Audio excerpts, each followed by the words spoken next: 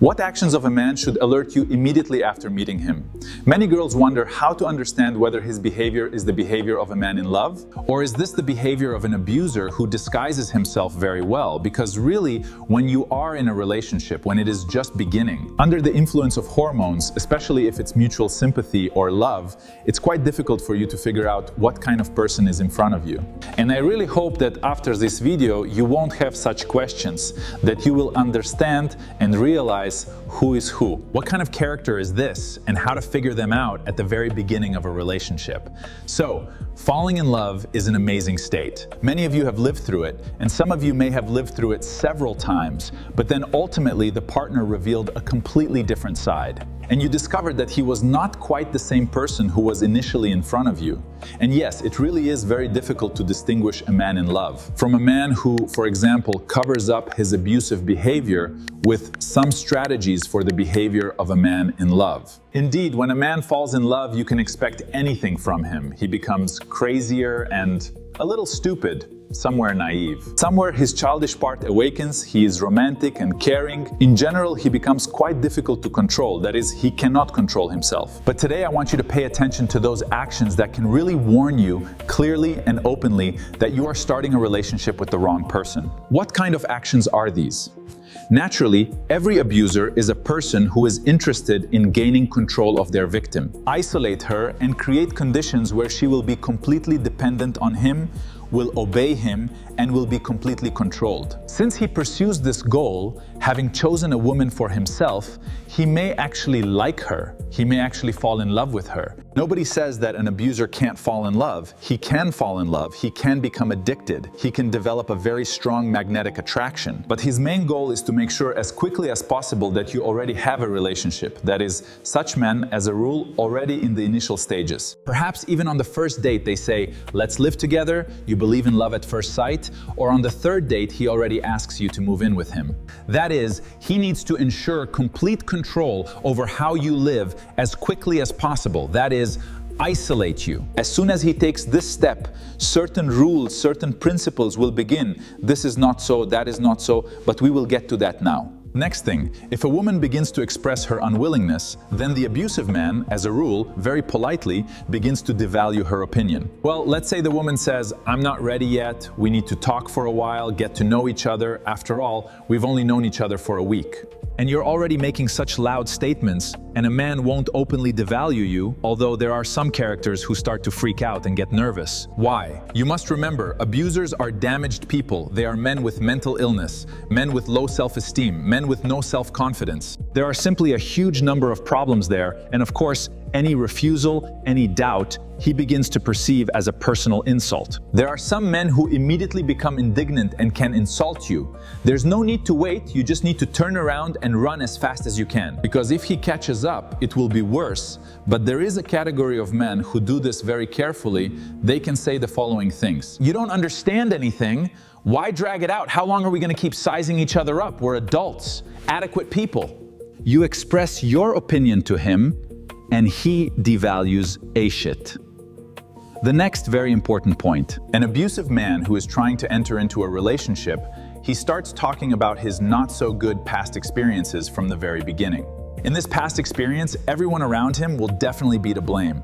Someone hurt him in the heart. Someone hurt him in the soul. Someone devalued him. Someone deceived him. He experienced betrayal. That is, this man will constantly try to instill in you the idea that he is very good, but he was treated unfairly. He's certainly trying to evoke regret, and you unconsciously begin to atone for the guilt, perhaps even non-existent, of the woman from his past. So some woman probably offended him, and he's sitting here complaining about how bad he feels, how he wasn't loved or appreciated. And what do you start doing? Naturally, you begin to console him, but so you understand, the abuser controls his behavior so that even in a stressful situation, where he is in his usual state, he would lose his temper, curse at you, and maybe even hit you. Even in this situation, at the beginning of the relationship, he will be very calm. The abuser begins to cover up his desire to control your life with care. That is, the care becomes so great that it begins to put pressure on you. And you feel stifled by his care. He will ask 20 times a day whether you have eaten or not, or maybe we can meet for lunch. lunch, let me pick you up, let me drive you. So basically, he fills all the free space. He has no understanding that you have your own things to do, that you have a meeting with friends, that you can go to the gym and so on. That is, he begins to get very nervous and offended when, for example, you are in a good mood, spending time with your friends. But they didn't take him there, not because you don't want to, but because there's a meeting with girls there and you have your own girly conversations. He can show these grievances, say that he is unhappy, it would be possible to find time, it turns out that you do not want to see me, and so on. Naturally, the abuser will most definitely try to persuade you to have sexual intercourse as quickly as possible. But there is also that category of abusers who will tell you the opposite when you deem it necessary, then it will happen. That is, his task is to lull your vigilance so that you naturally feel absolutely comfortable until a certain moment, until you find yourself in the same territory with him. And there, you will already begin to experience the full weight of this relationship, so if you feel that such a man is becoming very much in your space, and you are confused and cannot understand whether this is really a manifestation of love, courtship, or is an abuser, do the following. Set certain boundaries for the man. For example, say, we won't be able to see each other on Friday, I'm gonna meet my friends. Or I'm going to my parents' dacha. Or I'll be busy, I need to study for an exam. Or I need to prepare for some important presentation at work. Watch the man's reaction. They usually show dissatisfaction. They might ignore you, disappear without calling, or suddenly start freaking out. And here it is very important to pay attention to the fact that abusive men, as a rule, do not pursue the goal of being in harmony with a woman. This is not his interest. He needs a woman who will completely submit to him. That is, there is no talk of any harmony there, and there can be none.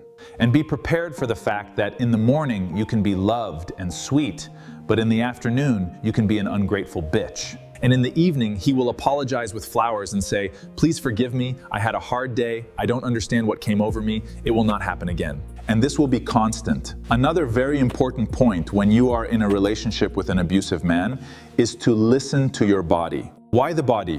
When we begin to analyze, we can get confused, but our body never deceives us, it always perceives a threat accurately. So your task is to listen to the state of comfort, because as I already said, an abusive man in the initial stages of a relationship will lure you into cohabitation, into marriage, into having children, will envelop you in incredible care and will suffocate you with this care. He will try to isolate you from society so that you belong only to him. He will be intrusive, and if you discover this, your main task is listen to yourself, don't be fooled. If you feel any discomfort, you must understand that something is wrong. You must acknowledge it, you must accept it. You don't need to break off the relationship right away. It might be some kind of mistake, which happens in rare cases, so take a short break. Reduce the number of times you meet a man.